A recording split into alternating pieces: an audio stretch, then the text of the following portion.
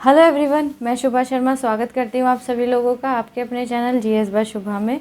तो कैसे हैं सभी लोग? मैं आशा करती हूँ आप सब लोग बहुत ही अच्छे होंगे, एकदम स्वस्थ होंगे। चलिए अब आज की जो हमारी ज्योग्राफी की क्लास है उस पर आते हैं। तो आपको पता है हम वर्ल्ड ज्योग्राफी के बारे में पढ़ रहे हैं। वर्ल्ड ज्योग्राफी के भी अंदर हमारा जो टॉपिक चल रहा है उसका नाम क्या है? स्थल मंडल यानी कि लिथोस्फीयर।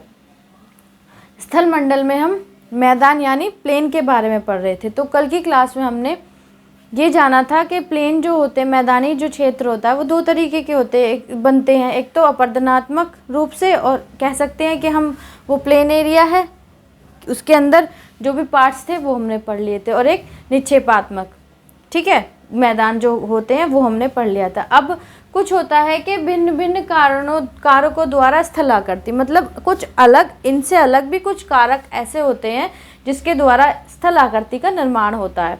तो वो कारक कौन से होते हैं उनके बारे में पढ़ेंगे। फिर कुछ फैक्ट्स होंगे उससे रिलेटेड, उन फैक्ट्स के बारे में पढ़ेंगे।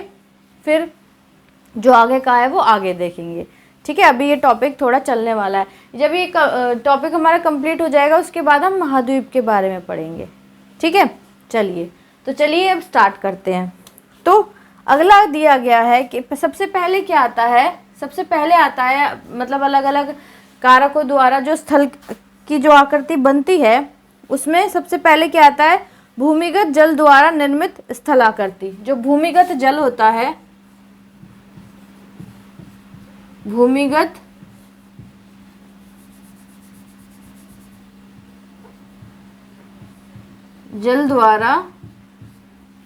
भूमिगत जल द्वारा निर्मित स्थलाकृति।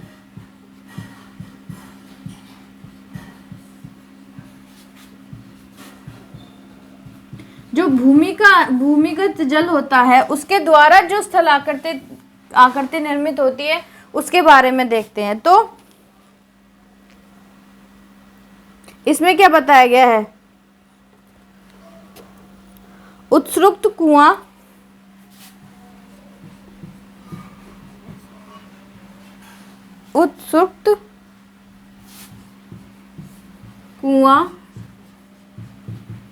जिसको हम इंग्लिश में क्या बोलेंगे? Artisan well. क्या बोलेंगे? आर्टिशन वेल, ठीक है। फिर है गीजर, घोलरंध्र, गीजर, घोलरंध्र। आगे है डोलाइन,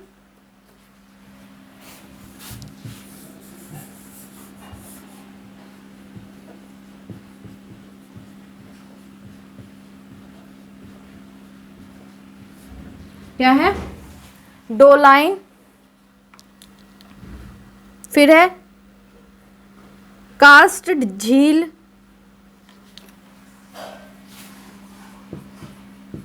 कार्स्ट झील। उसके आगे क्या आता है? युवाला,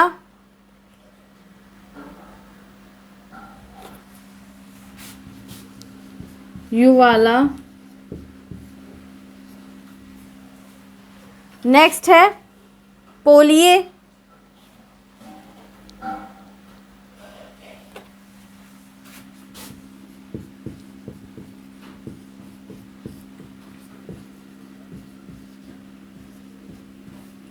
अगला है कंदरा,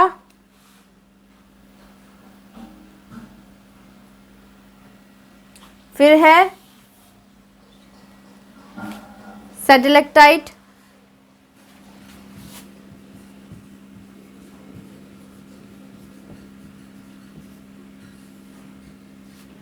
फिर उसके बाद क्या आता है? सेटेलेगमाइट,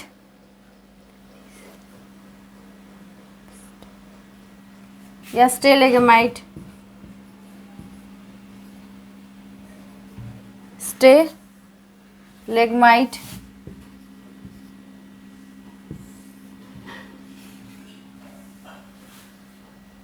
फिर लास्ट है इसमें लैपीज। ठीक है,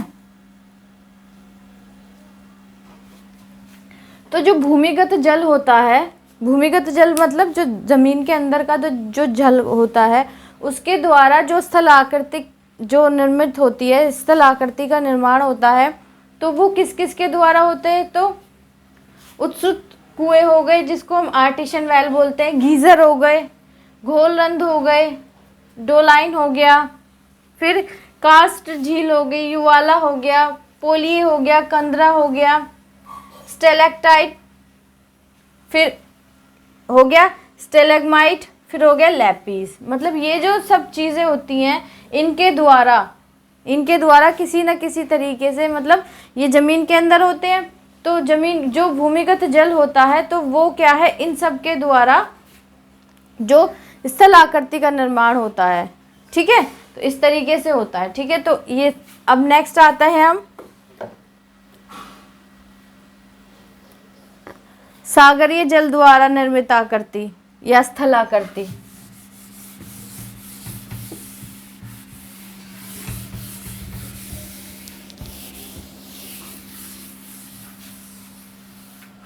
सागरीय जल द्वारा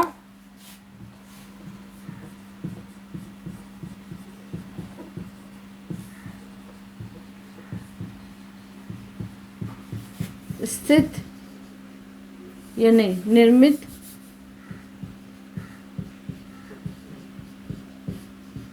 स्थल आकृति।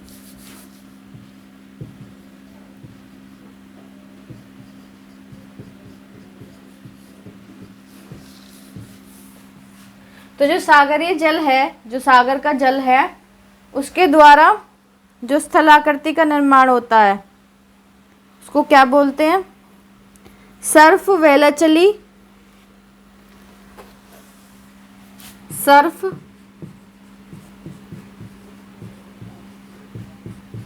वेलाचली,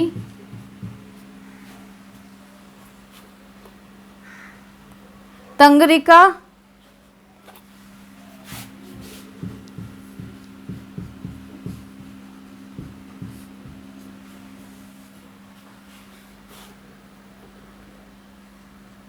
पुलिन, हुक,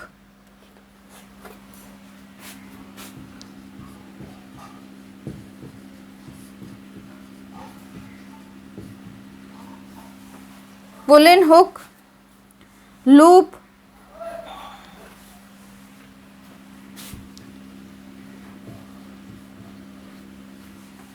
लूप, नेक्स्ट है टोम्बोलो।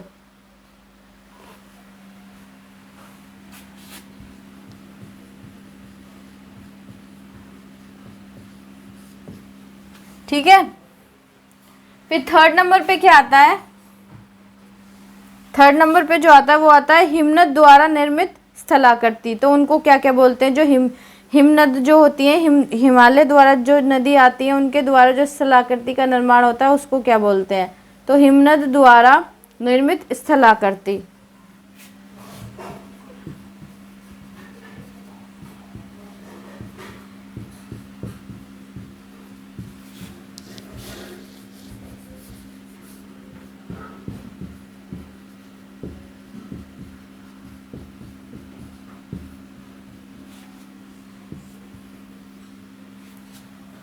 उसको क्या बोलते हैं? Cirque tarn, cirque tarn,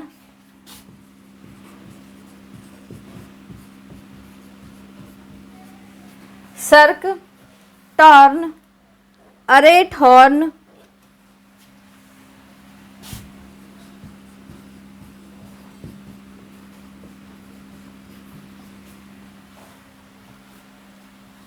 arete horn,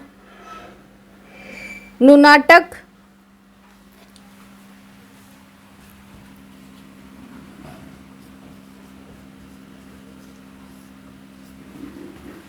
nunatak, fjord,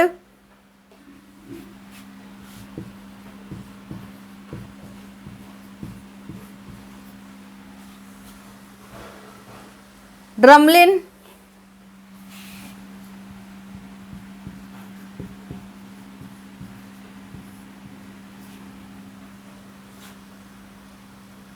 केम एस्कर, केम एस्कर। ठीक है, देखो जो सागर का जल होता है उसके द्वारा जो स्थलाकृति का निर्माण होता है, तो उन स्थलाकृतियों को हम क्या क्या बोलते हैं।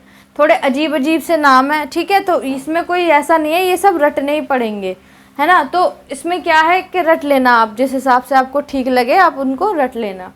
तो जो सागर का जल होता है उसके द्वारा, मतलब वो बहकर जब जाता है तो उसके द्वारा जो स्थलाकृति का निर्माण होता है, तो उनको हम किन किन नाम से जानते हैं। सर्फ बोलते हैं, वेलाचली बोलते हैं, तंगरिका भी बोलते हैं, पुलिन, हुक, लूप, टोम्बोलो, टोम्बोलो। ठीक है, क्या बोलते हैं, सर्फ, वेलाचली, तंगरिका, पुलिन, हुक, लूप, टोम्बोलो। ठीक है, तो आई होप ये आपको समझ आ गया होगा। समझने क्या है, इसको तो बस रटना ही है। फिर नेक्स्ट आता है जो हिमनद द्वारा स्थलाकृति निर्मित, हिमनद द्वारा निर्मित स्थलाकृति। तो हिमनद मतलब जो हिमालय द्वारा जो नदियां आती हैं बहकर, उनके द्वारा जो स्थलाकृति का निर्माण होता है, तो उनको हम क्या बोलते हैं, सर्क बोलते हैं, टॉर्न बोलते हैं, अरेट बोलते हैं, हॉर्न बोलते हैं, नुनाटक भी बोलते हैं, फियोर्ड, ड्रमलिन, केमस्कर। ठीक है, तो मतलब इन जो भी उनके द्वारा जो एरिया बनता है ना, तो उनको इन नामों से जाना जाता है। हिमनद द्वारा जो बनता है उनको इन नामों से, सागरीय जल द्वारा जो बनता है उनको इन नामों से हम जानते हैं। तो नाम दे देगा और ये पूछ लेगा कि किसके जल के द्वारा, मतलब ऑप्शन दे दिए, सागरीय जल या हिमनद जल, या फिर इस तरीके से आपको चार ऑप्शन मिल जाएंगे कि इनका निर्माण कौन से जल के द्वारा होता है। या फिर सिंपल पूछ लेगा कि जो सागरीय जल है उनके द्वारा जो स्थलाकृति का निर्माण होता है उनको हम किस नाम से जानते हैं।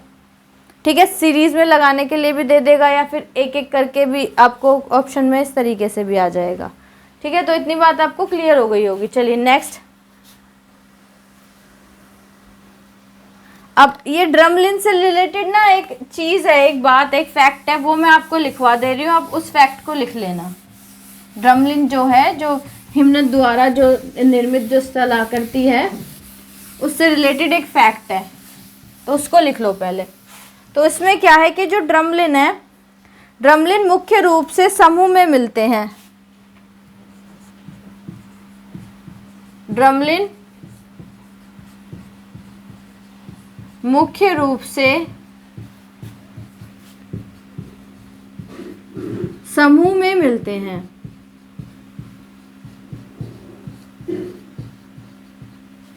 किसमें मिलते हैं, समूह में मिलते हैं। इसी कारण ऐसी स्थलाकृति को, इसी कारण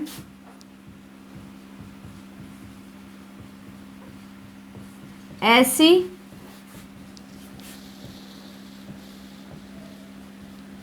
स्थलाकृति को, इसी कारण ऐसी स्थलाकृति को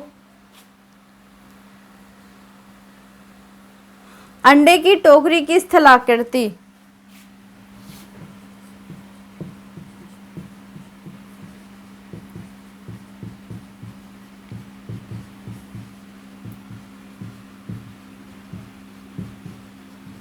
अंडे की टोकरी की स्थलाकृति, या इंग्लिश में बोले तो basket of egg topography, basket of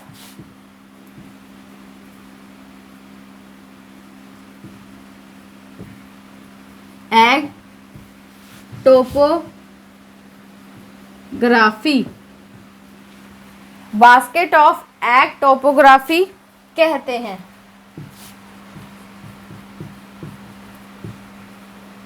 ठीक है,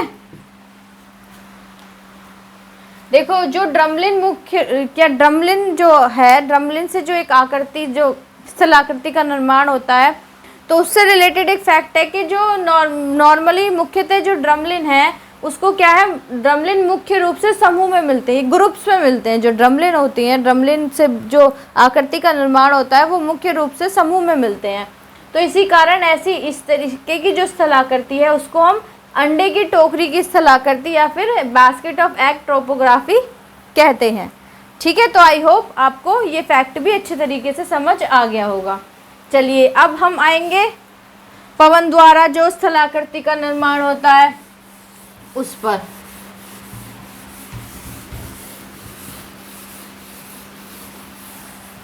तो पॉइंट नंबर 4 है पवन द्वारा निर्मित स्थलाकृति।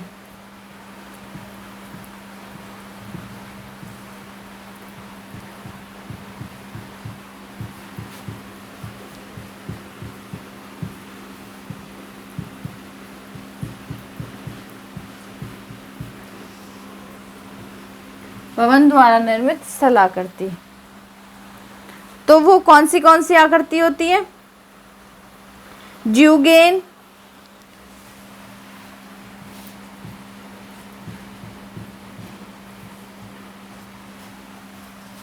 नेक्स्ट है यार्डंग,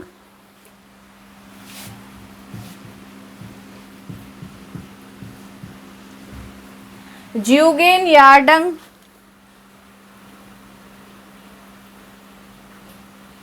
इंसेलबर्ग,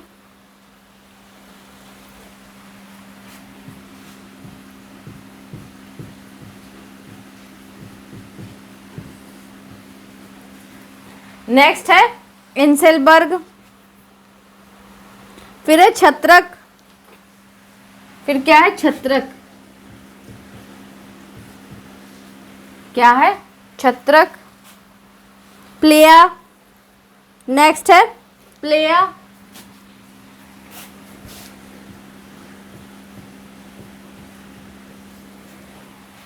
क्या है?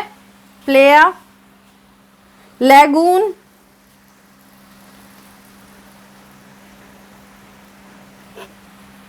लैगून,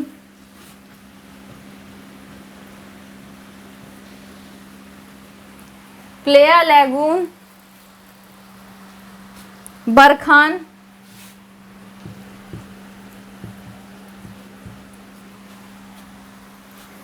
लोएस,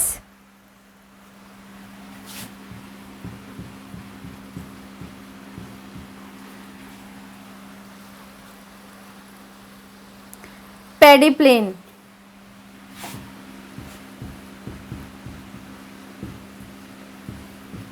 तो जो पवन के द्वारा जो आकृति बनती है, स्थलाकृति, ठीक है, तो उनको हम किन किन नामों से जानते हैं? तो ज्यूगेन, एक हो गया ज्यूगेन, दूसरा हो गया यार्डंग, फिर हो गया इंसेलबर्ग, फिर छत्रक, प्लेया, लैगून, बरखान, लोएस और पैडी प्लेन। ठीक है, दोबारा से रिपीट कर दे रही हूँ। ज्यूगेन, यार्डंग, इंसेलबर्ग, छत्रक, प्लेया, लैगून, बरखान, लोएस और पैडी प्लेन। ठीक है, तो इनको हम इन नामों से जानते हैं। इनमें कुछ नहीं है, ये आपको रटने ही पड़ेंगे। ठीक है, इनमें कुछ ऐसा समझने जैसा तो कुछ है नहीं जो मैं आपको अच्छे तरीके से कुछ कोई ट्रिक वगैरह, ट्रिक तो मैं यूज़ करती ही नहीं, मुझे ट्रिक से कभी कोई चीज़ याद नहीं होती, इसलिए मैं कराती भी नहीं हूँ। ठीक है, चलिए नेक्स्ट क्या आता है? नेक्स्ट इसमें है जो समुद्र की तरंग होती है ना, उनके द्वारा जो स्थलाकृति का निर्माण होता है उनके बारे में जानेंगे। तो समुद्र तरंग द्वारा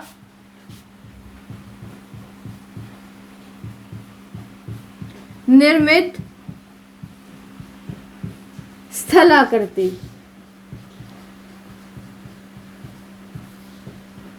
ठीक है, तो ये इनको किन किन नाम से जानते हैं? समुद्री भृगु,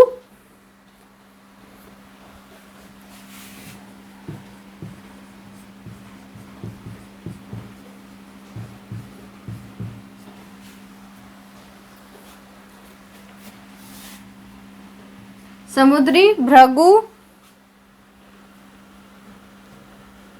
फिर नेक्स्ट है भू जिह्वा,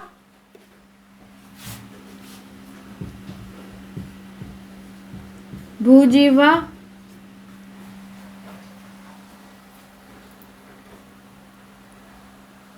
लेगून झील,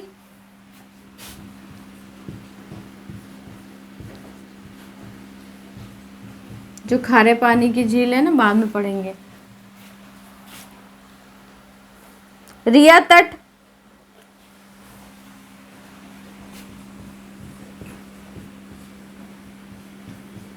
जो कि भारत का पश्चिमी तट है।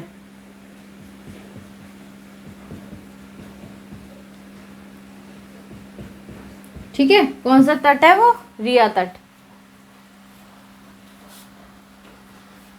स्टैक,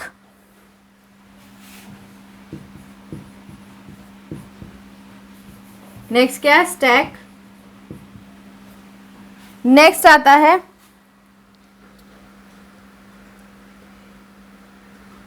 डाल्मेशियन,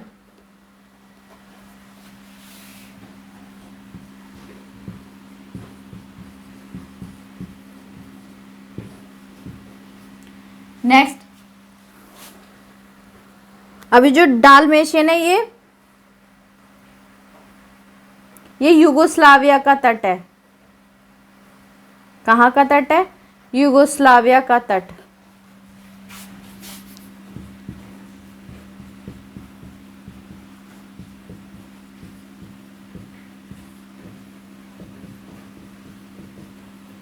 ठीक है, अब तो देखो, जो समुद्र की तरंगे होती हैं उनके द्वारा जो स्थलाकृति का निर्माण होता है, तो उनको हम किन किन नाम से जानते हैं?